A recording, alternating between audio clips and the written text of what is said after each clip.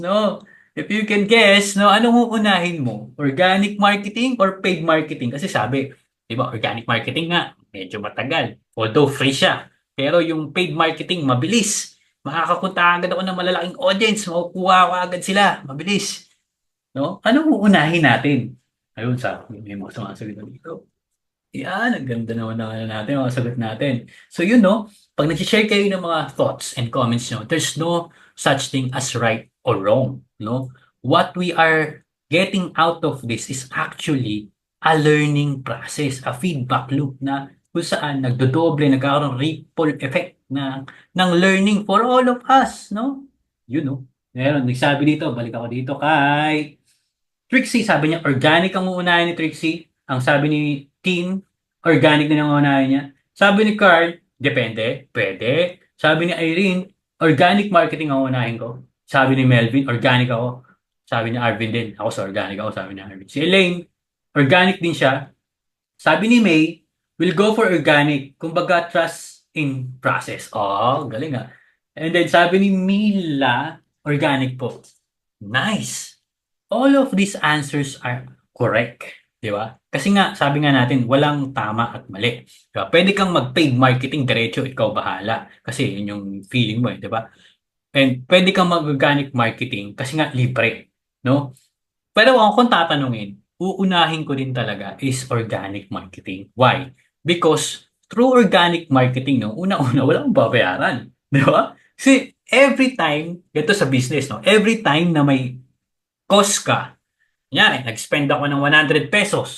Yung ₱100 ko, dapat tumubo. Di ba? Ganun yung negosyo.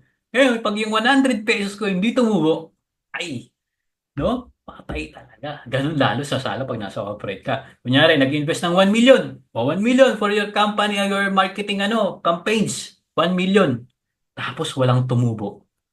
Patay talaga, di ba? Patay lalo. No? So, dapat dun pa lang sa organic marketing campaigns natin, no, nagkakaroon na tayo ng idea, no? Kasi libre nga eh, libre plus meron ka ng data. Kasi dun sa likod ng mga dashboards na itong mga Facebook, Instagram, di ba? Meron ng dashboard diyan kung ano yung mga top content mo, di ba?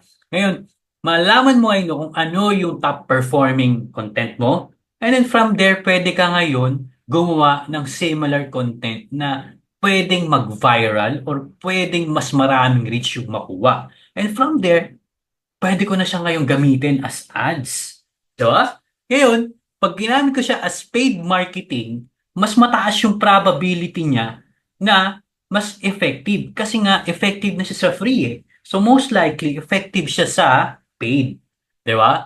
Eh, paano kung dumiretso ako sa paid, pero hindi ko alam kung ano yung effective content? Di ba? That would save the company or any organizations, from spending a peso.